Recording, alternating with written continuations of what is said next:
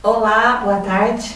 Vamos dar continuidade ao estudo que nós temos feito a respeito da natureza do ser humano, que é espírito, alma e corpo. Nós já estudamos ontem a respeito do espírito e hoje eu quero continuar esse estudo falando sobre a alma.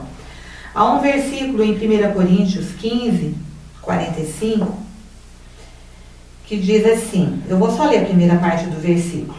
Assim está também escrito: o primeiro homem, Adão, foi feito alma vivente. Então, o homem é constituído de alma. Adão, quando Deus soprou naquele corpo que tinha sido feito do pó, da terra, do barro, o seu fôlego de vida, o seu espírito, Adão se tornou uma alma vivente. Então, a alma nós já vimos que faz parte da natureza espiritual e invisível do homem, mas ela está entrelaçada com o espírito. No entanto, as funções da alma e do espírito são bem diferentes. Nós vimos ontem que o espírito é responsável pela comunicação com o mundo espiritual. Ele é responsável pela comunhão com Deus, pela adoração. O espírito é constituído de intuição, de consciência e de comunhão. A alma tem outras funções. A alma, como diz Scofield, é aquilo que nos coloca em contato conosco mesmo, enquanto que o espírito nos coloca em contato com o mundo espiritual. Então, a nossa alma é constituída de mente ou intelecto, as emoções ou os nossos sentimentos e a vontade, que é o nosso querer, a nossa capacidade volitiva. Então, o nosso intelecto é a parte em nós que raciocina, que pensa, é a nossa mente, está incluído ali a memória, a razão. As nossas emoções, que são os nossos sentimentos, têm a ver com essa parte da nossa alma que sente o mundo à sua volta. Todos os sentimentos, todas as emoções fazem parte da alma. E, por último, a capacidade volitiva, ou a vontade, é a nossa capacidade de fazer escolhas. Tudo isso são atributos da alma. É uma parte invisível, mas não tem nada a ver com a parte espiritual. É a parte do coração do homem. E a alma, com a queda, como nós já temos visto, ela recebeu uma inclinação pecaminosa. A alma decaiu. Ela subjugou o espírito, no entanto, esta não era a função dela, estar no domínio do espírito. E com isso, a alma começou a expressar de uma forma exacerbada, de uma forma distorcida, os instintos que Deus havia dado ao homem, no intuito de preservar a vida, no intuito de multiplicar a vida, no intuito de manter a vida. Tudo isso são instintos naturais, estão na natureza do homem.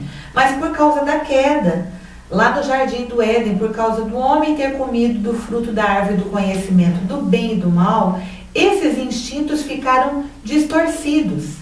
E Paulo faz um relato das consequências disso em Gálatas 5, do versículo 19 ao 21, que fala sobre as obras da carne. Então, as obras da carne são consequência dessa distorção, dessa decadência que a alma sofreu depois da queda.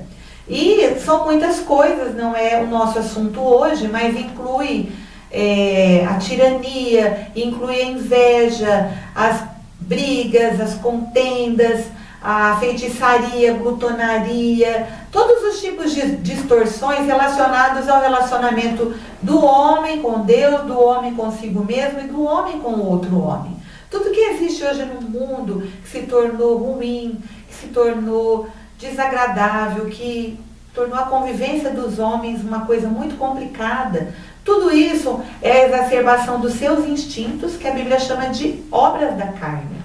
Então a alma que ainda não teve um encontro com o Senhor Jesus, a pessoa que ainda não passou pelo processo do novo nascimento, ela tem uma alma assim, uma alma que torna este homem uma pessoa egocêntrica, voltada para si mesma.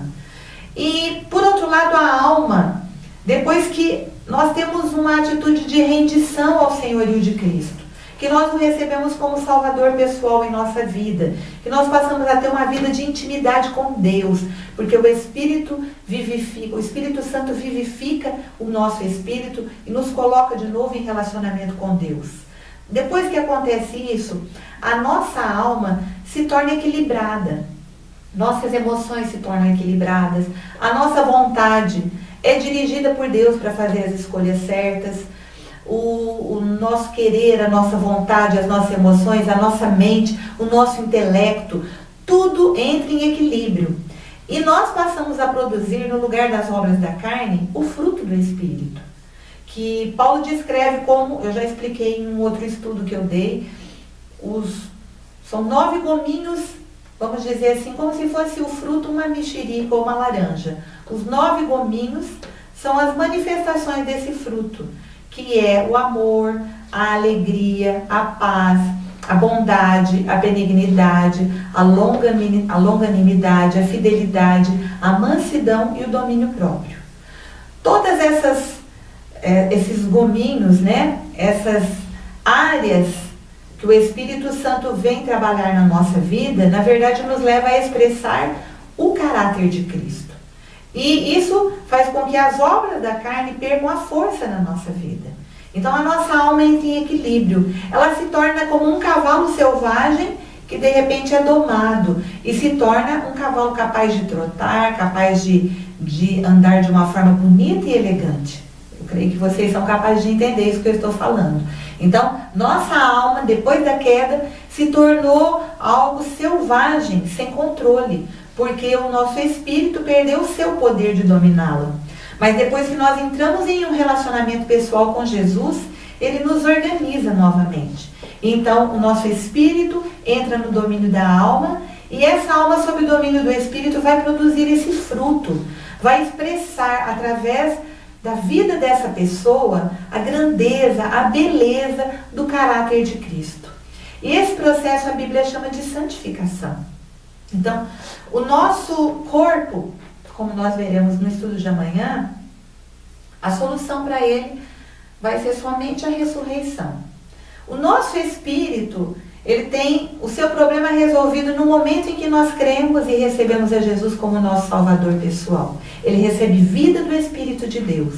E nós somos conectados com Deus novamente. Agora, a nossa alma, enquanto vivemos nessa terra, ela está num processo de resgate, de restauração. Como eu disse, que a Bíblia chama de santificação.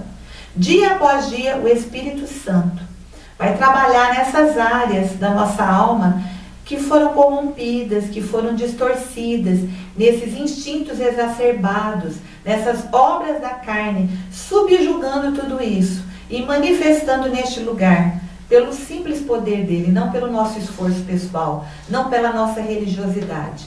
Vai manifestar através da nossa alma essa beleza do caráter de Cristo. E é isso que Deus deseja fazer com a sua vida. Se você quiser que esse processo aconteça com você, feche os seus olhos, eu quero orar com você nessa tarde, para que o Espírito Santo venha sobre a sua vida, produzindo em você uma nova natureza, que glorifique a Deus. Querido Deus, eu coloco no teu altar essas pessoas que me ouvem nessa tarde, e eu oro para que o Espírito Santo faça morada nos seus corações. Que elas recebam o Senhor Jesus como seu Senhor, como seu Salvador pessoal, e que elas recebam vida, a vida que vem do alto, a vida que o seu Espírito quer comunicar ao nosso Espírito, para que a nossa alma possa produzir o fruto do Espírito, para que a nossa alma reflita o caráter do teu Filho Jesus, para que a nossa alma, sem nenhum esforço pessoal, mas pelo poder que vem do alto, manifeste o bom perfume de Cristo, através de um viver diário de obediência, no qual a santidade está sendo produzida. Senhor, eu oro para que isso se torne uma realidade espiritual, uma revelação no espírito de cada pessoa que me ouve, em nome de Jesus. Que Deus te abençoe e até amanhã, se Deus quiser.